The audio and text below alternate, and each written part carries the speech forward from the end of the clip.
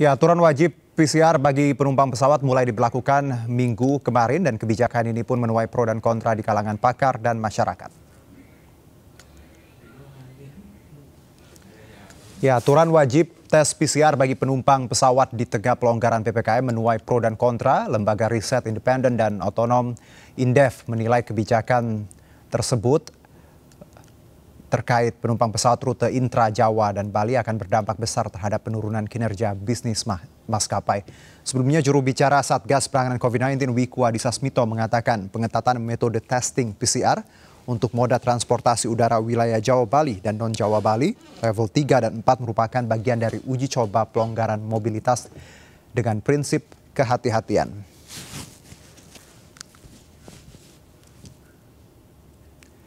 Ya, aturan wajib PCR bagi penumpang pesawat di tengah pelonggaran PPKM menuai pro dan kontra. Salah satunya adalah bisa berdampak pada kinerja bisnis maskapai. Dan untuk membahas lebih lanjut, kita bergabung melalui sambungan Zoom call dengan Ekonom Institute for Development of Economics and Finance, Indef. Ada Abra Talatov. Mas Abra, selamat sore, salam sehat. Selamat sore, Mas Juno. Ya, kita bicara mengenai aturan ini. Kita tahu sebenarnya 2 tahun ini pengetatan mobilitas sudah memukul bagaimana industri penerbangan dan ini bisa kita lihat bagaimana mobilitas yang sangat diperketat. Lalu ada aturan ini walaupun tadi vaksinasi dan juga angka sudah melandai. Dari Indef sendiri bagaimana Anda melihatnya? Ya, pertama industri penerbangan dan kemudian juga sektor pariwisata secara umum memang menjadi sektor yang paling terdampak akibat pandemi. Nah, sebetulnya seiring dengan mulai terkendalinya COVID-19 di Indonesia ya sejak bulan Agustus, sektor pariwisata dan khususnya penerbangan udara ini sudah mendapatkan momentum untuk rebound. Okay. Karena sebelum kalau kita lihat data sebelum bulan Juli 2021 sebelum adanya PPKM darurat, penerbangan domestik itu rata-rata di atas 2 juta penumpang per bulan. Nah, tetapi di bulan Juli ketika ada lonjakan kasus gelombang kedua, itu langsung drop ke 950.000 penumpang di bawah 1 juta. Nah, berangsur mulai terkendali bulan Agustus September, ini penerbangan sudah mulai sedikit membaik di atas 1 juta. Nah, kita berharap memang penerbangan domestik ini bisa mencapai angka sekitar 2 juta penumpang per bulan sebelum adanya lonjakan kedua. Tetapi kalau kita melihat sekarang ini terjadi kekisruhan mengenai kewajiban PCR untuk penerbangan udara, saya pikir ini juga akan menjadi salah satu hambatan untuk pemulihan di sektor transportasi udara. Apalagi sektor transportasi udara sebetulnya memiliki dampak yang besar juga terhadap sektor-sektor lain. Karena kalau kita melihat sektor sektor transportasi udaranya saja, ya itu sumbangannya terhadap PDB cukup signifikan. Sebelum pandemi itu sekitar 1,6%. Tahun lalu tahun 2020 menyusut menjadi hanya 0,6% sumbangannya terhadap PDB.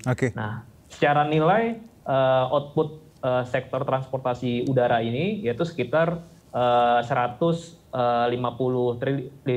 triliun dalam 1 tahun. Jadi nilainya cukup besar. Dan tadi saya bilang bukan hanya sektor transportasi udara, tapi dia memiliki multiplier efek terhadap sektor-sektor ikutan lain seperti akomodasi makanan minuman dan juga hotel, pariwisata, destinasi dan sebagainya.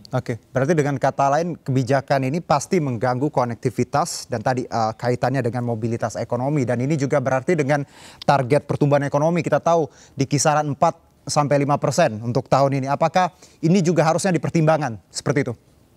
Iya, betul. Jadi sektor pariwisata ini kan sebetulnya sektor yang sangat strategis ya.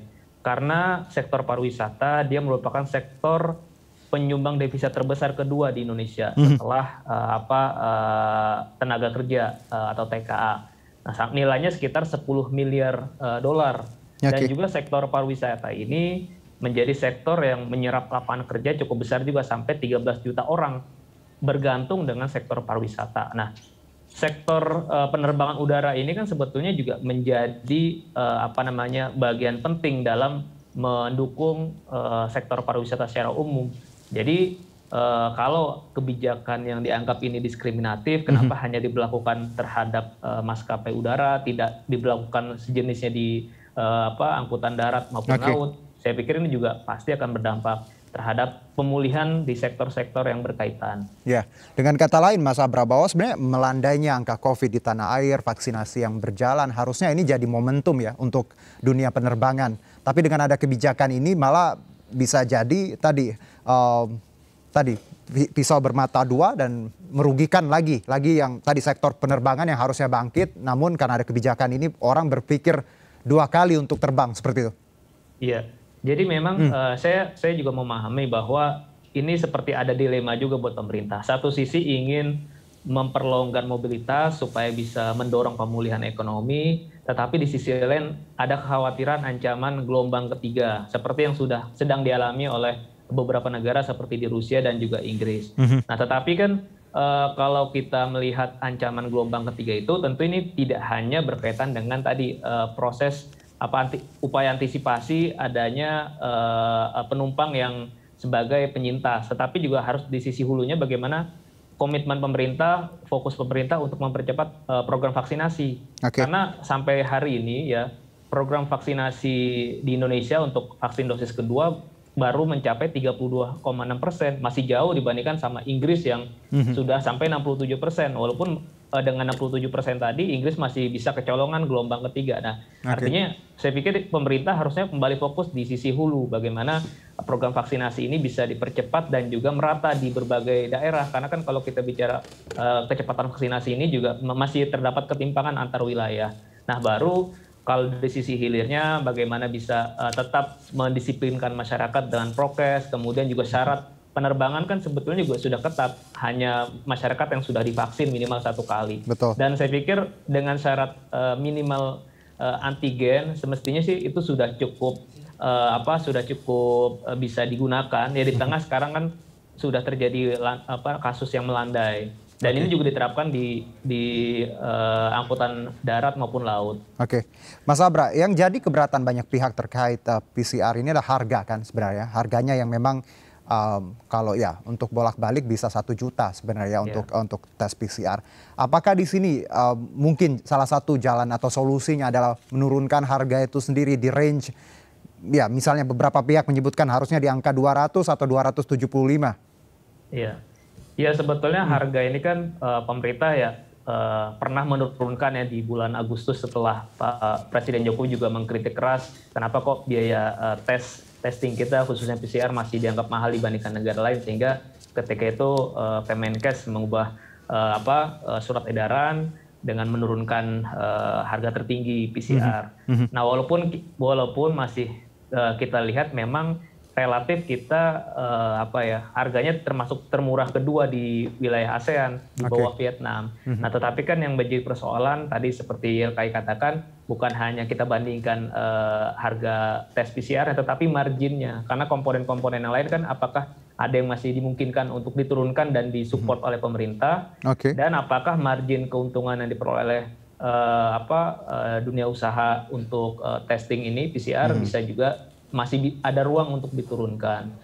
Nah, tetapi kalau apa yang bisa disupport pemerintah, saya pikir masih ada ruang dalam menurunkan beberapa komponen gitu. Misalnya dalam hal jasa pelayanan atau SDM ini kan pemerintah sebetulnya masih memiliki ruang untuk memberikan stimulus fiskal. Ya, artinya insentif untuk tenaga kesehatan atau di sektor kesehatan, salah satunya saya pikir bisa dialokasikan ya untuk bisa menekan tes PCR ini melalui APBN. Jadi mungkin tidak secara keseluruhan, tetapi hanya beberapa komponen yang relevan untuk disupport oleh pemerintah. Jadi sebenarnya masih possible ya, masih mungkin lah untuk kita tadi beberapa komponen dan akhirnya tadi harganya tidak semahal itu. Iya, betul Mas. Dan ini juga yang menjadi catatan penting adalah tidak semua daerah memiliki fasilitas tes PCR yang merata.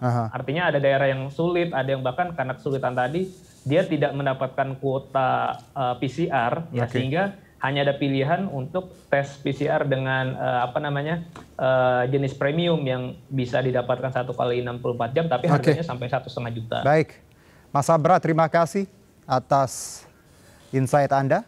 Sama-sama Mas Juno. Baik, salam sehat. Ya, pemirsa tetap bersama kami di MNC News.